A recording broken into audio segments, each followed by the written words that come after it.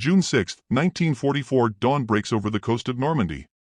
Inside the wolf's lair, deep in the Prussian forests, Adolf Hitler sleeps. His generals hesitate as reports flood in Allied paratroopers behind the lines, naval bombardments across 5 beaches, thousands of vessels gathered offshore. Yet no one wakes the Führer, because they believe what Berlin's intelligence has told them for months, that Normandy is merely a feint, and the real invasion will come at Calais. By the time Hitler opens his eyes, 156,000 Allied soldiers are already ashore. The lie that won the war has just become the truth. The room around him is dim, maps cover every surface: France, Belgium, the Channel coast. Pins mark divisions, red for threat, blue for reserves. In the corner, a radio crackles with static field reports, panicked voices, requests for reinforcements. Hitler enters slowly, his hands clasped behind his back. Officers stand, no one speaks first. He looks at the map: Normandy, 5 invasion points, but his eyes drift north to Calais, to the 15th Army, his most powerful force standing idle. "This is a diversion," someone says. Patton's army hasn't moved. Calais is still the target. Hitler nods. He trusts the intelligence. He trusts Garbo, the Spanish double agent whose reports have been flawless for 2 years. But outside, on the beaches of Omaha, Utah, and Gold, men are dying by the hundreds, and the Atlantic Wall, the fortress that was supposed to hold forever, is cracking. The Führer doesn't know it yet, but the war is already over. 4 months, Berlin had celebrated its intelligence triumph. Agent Garbo, codename Alaric, was their crown jewel, a Spanish businessman, anti-communist, loyal to the Reich. His network spanned Britain, dock workers in Liverpool, military clerks in Scotland, even a source inside the War Office. His reports were precise, detailed, and unshakable. In April, Garbo confirmed it: the Allies were massing a massive force in southeastern England. General George Patton commanded the 1st U.S. Army Group, 150,000 men, 1,600 tanks, entire ghost divisions. Their target, Pas-de-Calais, the shortest route to Germany, the logical strike. Normandy, he said, was merely a decoy, a secondary front meant to draw German reserves away before the real blow. Berlin believed him. The OKW believed him. Hitler believed him. So the 15th Army stayed put: 19 divisions, 150,000 men dug in along the Belgian and northern French coast, waiting for Patton. On June 6, when the landings began, the High Command barely flinched. Rommel was away visiting his wife for her birthday. Rundstedt delayed his response. Hitler slept. Even when the reports grew worse, heavy resistance, but the Allies are advancing, no one panicked, because Garbo had sent another message the night before: Normandy is the diversion. Calais is next. Do not move the reserves. They obeyed. And in that obedience, the Third Reich signed its death warrant. By noon, the numbers began to tell a different story. Sector reports: June 6, 1944, Omaha Beach, 34,000 American troops ashore, casualties 2,400, but the bluffs are taken. Utah Beach, 23,000 men landed, link up with airborne divisions complete. Gold, Juno, and Sword, British and Canadian forces, 75,000 strong, major roads secured. Airborne drops, 23,000 paratroopers behind German lines, bridges captured, roads blocked. Total Allied forces committed in the first 12 hours, 156,000 men, supported by 7,000 naval vessels, 195,700 personnel, and 11,590 aircraft in the skies above Normandy. Aircraft provided air cover, and still the 15th Army did not move because the intelligence said this was not the main attack. But inside the operations rooms, doubt crept in. A junior officer pointed at the map: Mein Führer, the scale of the landings. Patton has not moved. Someone interrupted: his army group is still in England. Then came the question: where are his tanks? Silence. Another report arrived, decoded, typed, and handed to Hitler.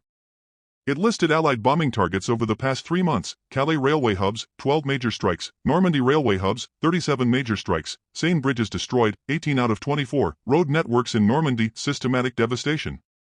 The pattern was there, had been there for months. But they had ignored it because Garbo said it was deception. Then the logistics began to arrive, typed in cold columns: Allied industrial output, January to May 1944, Shermans, 11,000, aircraft, 27,000, landing craft, 31,000, trucks, 170,000. Compared to German production in the same period: Panzers, 3,200, aircraft, 9,500, trucks, 26,000. One general stared at the numbers, his voice quiet: they didn't need to deceive us. They could have landed anywhere. Another report came from the field. Panzer Lehr Division mobilization order received 14:30, June 6, expected arrival at Normandy front 18 hours. Actual arrival, June 9, 3 days late. Reason, Allied air supremacy. Every road was bombed, every bridge destroyed. Tanks were forced to travel at night through forests under camouflage. Of 182 tanks that began the journey, only 134 arrived operational, the rest were destroyed from the air before they ever saw battle. Hitler looked at the map again. The pins had not moved. Calais was still guarded. The 15th Army still waited, but Normandy was bleeding, and the reinforcements were not arriving. At 1600, a priority message from Rommel reached the Wolf's Lair: if the enemy once gets a firm footing on land, our position will be catastrophic. We must throw them back into the sea before nightfall. It was already past nightfall, and they were still ashore. The Führer's hands gripped the edge of the table. Release the reserves, he says. Which reserves, Mein Führer? To Normandy or to Calais? A pause. Hitler's jaw tightens.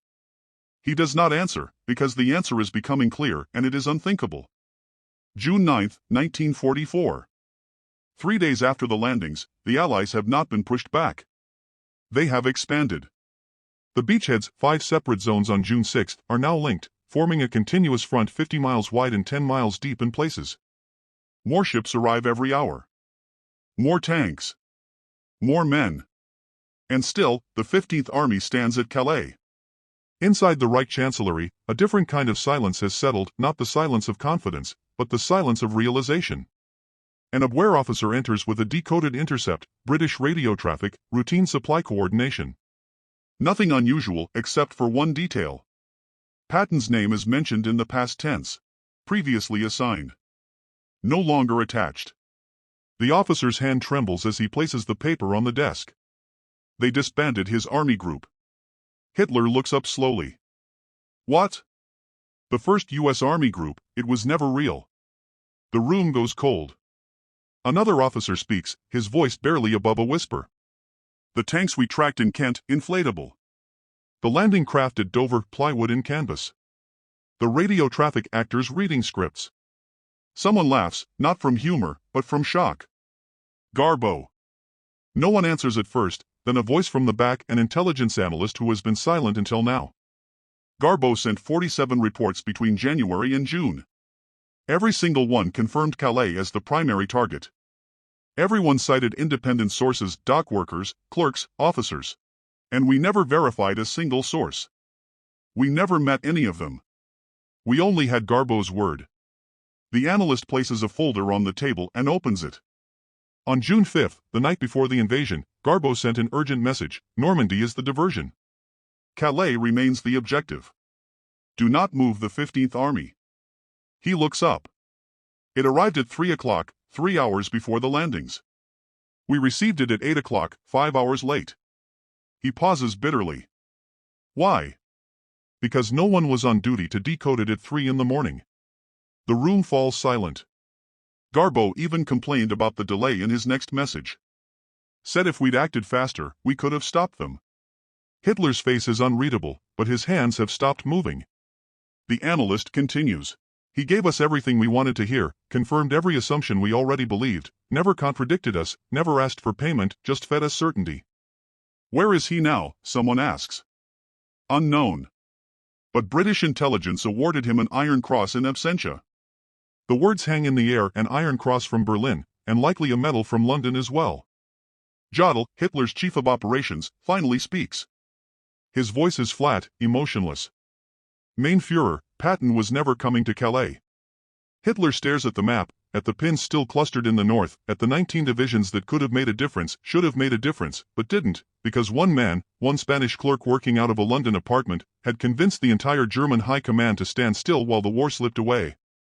Not through force, through belief. Hitler's voice, when it comes, is quiet. How long have they been lying to us? Jodl hesitates, then answers with the only truth left, from the beginning. The Führer closes his eyes. Not might be lost, was lost. The deception did not begin on June 6, it began 2 years earlier, in 1942, in Lisbon. Juan Pujol Garcia, a Spanish chicken farmer with no military training, no intelligence experience, no connections, walked into the British embassy and offered to spy for the Allies. They rejected him 3 times. So he went to the Germans instead, and they accepted. He invented an entire network of 27 subagents, all fictional, a Portuguese businessman in Liverpool, a Welsh fascist in Swansea, a Venezuelan student in Glasgow. He wrote reports from Lisbon using a travel guide in old magazines. He described troop movements he imagined, convoys he invented, and bases that didn't exist. And Berlin loved him. They paid him, praised him, and gave him the code name Arabelle. When British intelligence finally realized what he'd done, they brought him to London, gave him a new code name Garbo, and turned him into the most valuable weapon of the war. The mechanics of the trap were elegant. First, give them truth. In 1943, Garbo reported the Allied invasion of North Africa before it happened. Berlin received the message after the landings had begun, a delay in transmission, but the accuracy was undeniable. Hitler personally commended him. Second, build dependency. For 18 months, Garbo sent a steady stream of intelligence, some true, some false, all plausible. His network grew, and his reports became required reading at the highest levels. The Abwehr stopped questioning him and started protecting him. Third, exploit belief. By 1944, German intelligence didn't just trust Garbo, they needed him. Their own reconnaissance had collapsed. Allied air superiority made observation impossible. Agents in Britain were captured or turned. Garbo was all they had left. So when he said Calais, they believed Calais not because the evidence supported it, but because they had no other source to contradict him. The strategic consequences were catastrophic. The 15th Army, 150,000 men, the strongest force in Western Europe, remained at Pas-de-Calais until July 25, 7 weeks after D-Day. By the time they were released, the Allies had landed 1 million men, established a front 60 miles wide, captured Cherbourg and its deep-water port. The window to push them back into the sea had closed forever. But the paralysis went deeper than troop placement. Logistics: every gallon of fuel, every tank round, every replacement soldier sent to Normandy came at the expense of Calais. Rommel begged for reinforcements, he received only fractions because the high command still feared the real invasion. Air power: the Luftwaffe held back reserves, waiting for Patton's Phantom Army to cross the Channel. By the time they committed fully, Allied fighters had established total air dominance. Psychology: the German command structure fractured. Rommel argued for an immediate counterattack, Rundstedt urged caution, and Hitler wavered.